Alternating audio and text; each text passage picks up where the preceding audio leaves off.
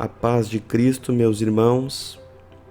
O assunto de hoje é adorar em qualquer situação, adorar em todas as situações. O nosso texto base é Abacuque, no capítulo 3. Vamos ao texto. A maioria das pessoas conhece somente aquela parte que diz: porquanto, ainda que a figueira não floresça, nem haja fruto na vide, o produto da oliveira minta, e o texto vai seguir, né? Mas você precisa entender o contexto, onde que esse texto foi inserido dentro do capítulo. No verso 1 é o verso que introduz todo o assunto. E o verso 1 vai dizer: oração do profeta Abacuque sob a forma de canto. Repito, oração do profeta Abacuque sob a forma de canto. Então, todos esses versículos tão conhecidos, tão famosos, eles são uma oração. Repito, são uma oração. E a forma é uma forma musical, com musicalidade. Ele está orando sobre a forma de um canto. Então, vamos ao texto então. Vamos fazer primeiro uma leitura rápida, uma leitura completa do texto. Abacuque, capítulo 3, a partir do verso 17. Porquanto, ainda que a figueira não floresça, nem haja fruto na vide, o produto da oliveira minta, e os campos não produzam mantimento, as ovelhas da malhada sejam arrebatadas, e nos currais não haja vacas, todavia eu me alegrarei no Senhor, exultarei no Deus da minha salvação. Jeová o Senhor é minha força, e fará os meus pés como os das servas, e me fará andar sobre as alturas. Vamos analisar. O verso 17 vai falar de uma série de problemas, uma série de carências. São 6 carências, 6 problemas diferentes.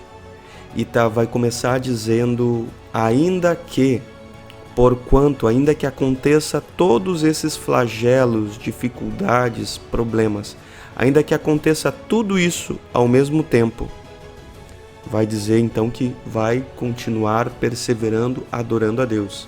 A figueira não floresça.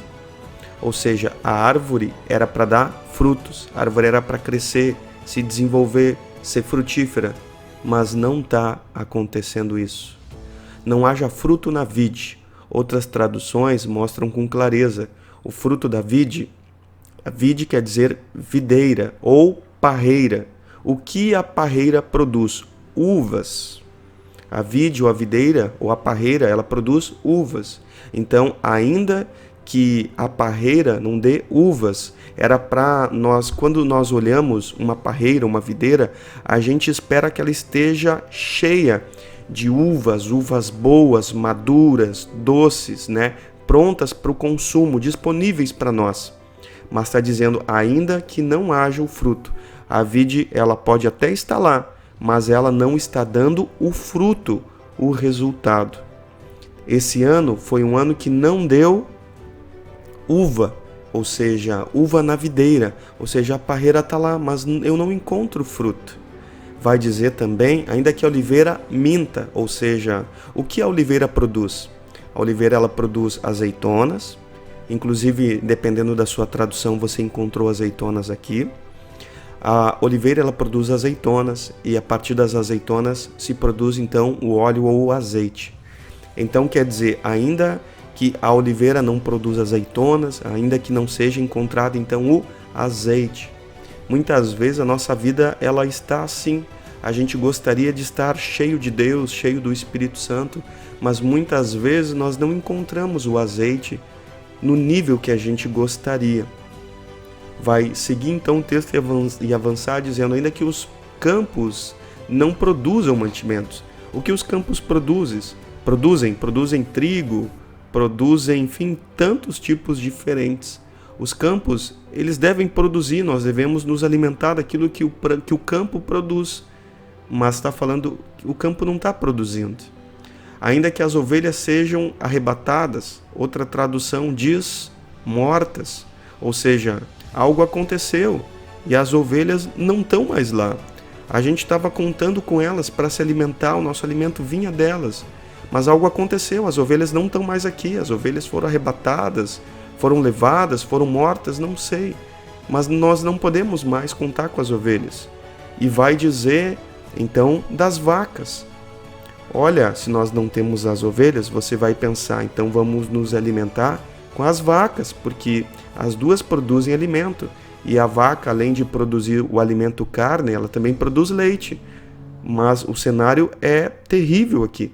Está dizendo ainda que não haja vacas nos currais. Ou seja, o cenário traz 6 problemas, 6 desafios, 6 carências terríveis para nós.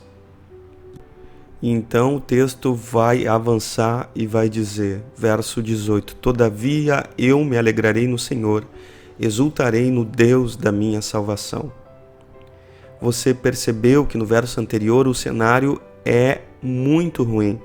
O cenário é péssimo, o cenário é terrível. Precisamos lembrar que isso é uma oração. É um relacionamento do profeta com Deus. O profeta está orando na forma de canto. Ele está dizendo, ainda que tudo isso esteja horrível, ainda que todo o cenário externo esteja péssimo, porque tudo que o profeta relatou era externo a ele, não era dentro dele, mas era tudo que tinha ao seu redor. Então, ainda que tudo ao meu redor esteja péssimo, todavia, mesmo assim, eu me alegrarei no Senhor. Ele está dizendo que ele não vai se alegrar em si mesmo e não vai se alegrar no cenário, mas ele vai se alegrar no Senhor. O Senhor é o motivo da sua alegria.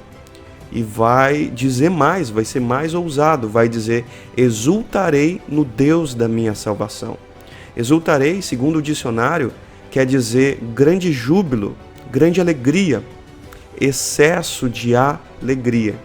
Quer dizer, o cenário é péssimo, mas a minha alegria, olha, não tenho nem palavras para dizer, porque o cenário externo não transformou o que habita dentro de mim, a alegria do Senhor, ou a alegria no Senhor.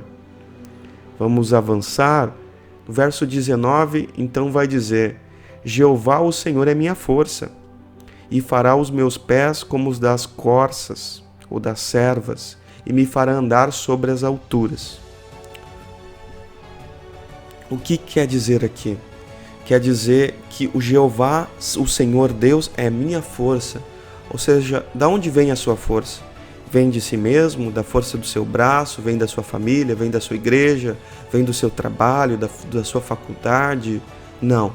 Toda a sua força vem do Senhor. Nós lembramos que o cenário é péssimo, o cenário é terrível, o cenário é um cenário completamente adverso, mas o Senhor é minha força. E vai dizer mais, vai falar sobre os pés, vai fazer os seus pés ser como os pés de servas ou corças, um animal extremamente rápido, ágil, um animal que ele não é pesado. Então os seus pés são pés ágeis, rápidos, né, que fazem com que esse animal ele se movimente de maneira rápida, de maneira dinâmica, com velocidade, né, com destreza, com ousadia. Ou seja, os seus pés vão ser dessa forma, ainda que o cenário seja diverso. E vai dizer mais, e me fará andar sobre as minhas alturas. Outra tradução diz, faz-me andar em lugares altos. O cenário é péssimo. O cenário, na realidade, é um cenário baixo. Mas o Senhor, Ele é minha força, Ele faz os meus pés serem pés especiais para andar em meio a essa situação. E faz-me mais, e Ele me faz andar em um lugar alto. Um lugar alto quer dizer intimidade com Deus, proximidade com Deus. O Senhor faz isso nas nossas vidas. Amém? Que você possa meditar nas grandezas desse texto. Que você possa aplicar na sua vida esse entendimento, essa compreensão. Que muitas vezes o cenário externo é adverso, mas existe um cenário dentro de você, que é um cenário de intimidade com Deus, de comunhão, que ele deve permanecer puro, cheio de esperança, cheio de ousadia, cheio de alegria, ainda que as coisas ao seu redor e a situação ao seu redor não seja nada positiva. Que esse texto seja extraordinário para a sua vida e seja transformador, e que você possa viver conforme essa palavra. Seja transformado e transformada no nome do Senhor Jesus. Amém? Até o próximo vídeo. Se esse vídeo te edificou, também compartilhe. Envie para mais pessoas.